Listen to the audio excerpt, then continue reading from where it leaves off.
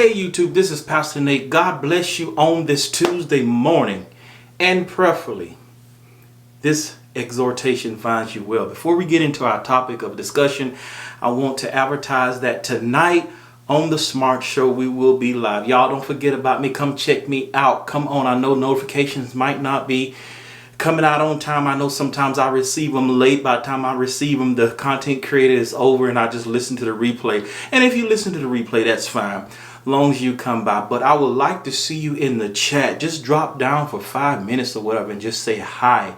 And I would love to hear what you have to say. But tonight we're going to be talking about, the topic is going to be Uncle Sam, where is the prophet? Yes, Uncle Sam, government, where is the prophet? We're going to talk about it because y'all remember back in the day, they had kings. And before the government or the kings made a decision, they would consult the prophet to get direction. And many times when they did that, they overcame.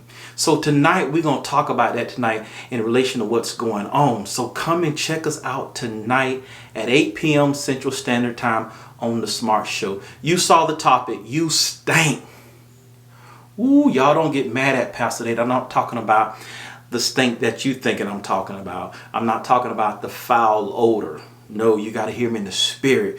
Let's get into it. John 11:39. The scripture tells us that Martha, when Jesus finally came to the grave site of Lazarus, Martha said, "Well, Lord, he stinketh by now, for he has been dead for 4 days." In other words, he was starting to stink because maybe the decomposition was starting to take place.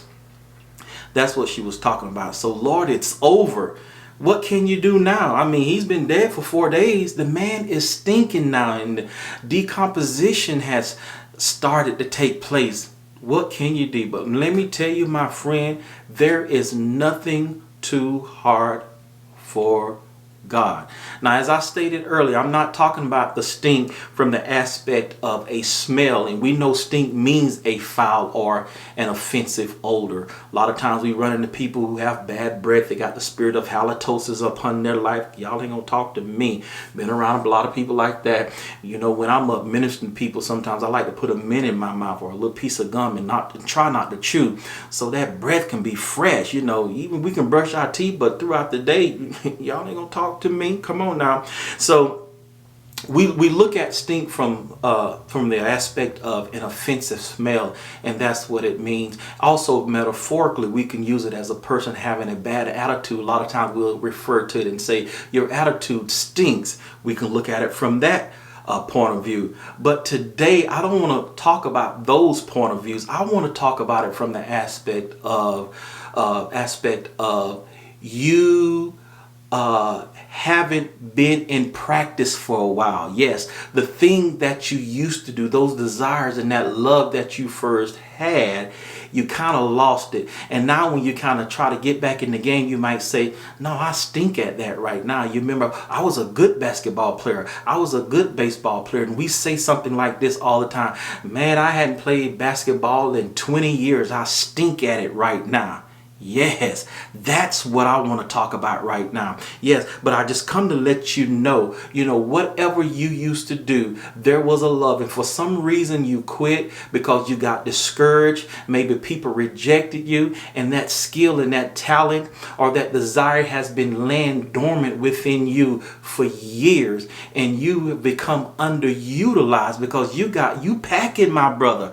You packing, my sister. Yes, God has placed some stuff in you that he intends for you to use. It is not over until it's over. Y'all remember, I used to talk about it. Sarah had a baby at 90 years old. Abraham got with her and he was 100 when his son Isaac was born. So it ain't over until it's over. As long as you're 6 foot above ground level, or you above ground level, you still have an opportunity. So get back in the game. I believe the Lord is getting ready to stop by and visit, just like he did Lazarus. They say, Lord, he stinketh by now. What can he do? But I'm going to tell you that whatever that's been laying dormant in your life, God is able to resurrect it. My God, ooh, friend, hear what I'm saying today. My God in Zion. So everything that's dead, it doesn't need to be buried. Maybe it just needs to be resurrected. Oh, y'all ain't gonna talk to me. Oh, I got excited. Yes. So if you can sing, if you can play the piano, I know you stink by now because you ain't used it in a while, but get back in the game and start practicing. God will lay his hands on you. Yeah, make a step of faith with your talent, with your skill. Yes, my friend, get back in it. Let those desires, those skills, those talents, God wants to resurrect them. Yes, many of you have a desire to go back to school, and the first thing that'll come out your mouth is, man, I ain't been in school in years. It's been 30 years since I graduated. I hadn't done math that long. I hadn't done algebra. Let me tell you, my friend, they got help out there. I know it might be a challenge, but get back in it. Nowadays, school is very convenient. You can go online. It's at your fingertips. Yes, my friends, many of you have been public speaking, and maybe you should start a YouTube channel, and you say, I'm not good at talking. I remember I used to do it years ago, but you have something to say. Share your talent with the world. We know that YouTube is kind of like the new TV nowadays. You don't know what God will do if you come online and share what God has placed in you. Yes, don't hold it back, my friend. Don't be selfish. I know some of them things we might stink by now, as the world call it. Y'all know our family. We say, boy, you stink. Yeah, we might say we stink. And true, it might be stink because we hadn't used it in a while. They say if you don't use it, you lose it. Well, I don't too much necessarily completely agree with that. I think you can get rusty. You know, you just might have to get into practice again and may give yourself some time to get back up to par. But I believe the Lord wants to resurrect those skills. I think he wants to resurrect those talents. You can open that business. Come on, y'all. You can go back to school. Those of you who once sang, get back in it and start singing again. Y'all, there's so many YouTube videos out there that will help you with your craft. Yes, you got YouTube videos. You got voice lesson out there on YouTube. You got people who playing the piano that can teach you certain songs. Let me tell y'all, I utilize all those resources. I'm not the best musician. I'm not the best singer. In fact, I didn't want to play. I was a praise and worship leader. My mentor, he comes and watch my videos sometimes. He was my mentor. He actually played for me while I was doing praise and worship. And then when he left the church,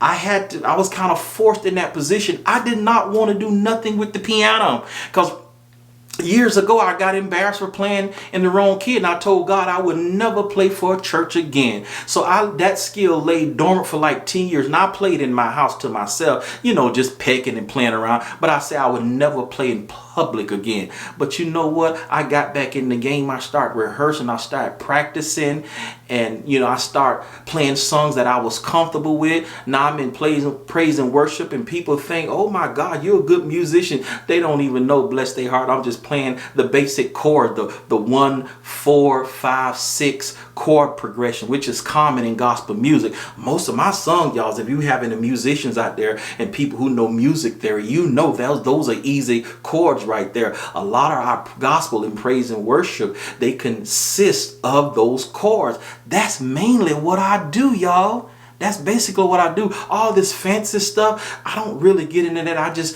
play unto the Lord those chords over and over and just worship and go for it. Y'all, you know what? And as I do it more and more, I get better. Yes, I stank at it one time because I didn't use it as much. I only used it at home a little bit, but I didn't play for everyone. But now, God, I've got back in it, and I'm using my gift to the glory of God. Do I know how to play everything? No. And I'm not going to know. Even your best musicians don't know how to play everything and don't know how to play for somebody. We got some bad cats out there. I'm telling you, they got some nasty chords. But they run into some obstacles sometimes. I've seen it. But what I'm trying to encourage you, whatever you want to do or whatever's been laying dormant in you, and sometimes you procrastinate, you're like, I'm going to get into it. I need to get back into that. I need to get back into that. I stink right now. I'm no good at it. But the more you wait, the more you procrastinate, the more stink you will become at it, right? So you need to get back up and start practicing on it and start using those talents and start using those gifts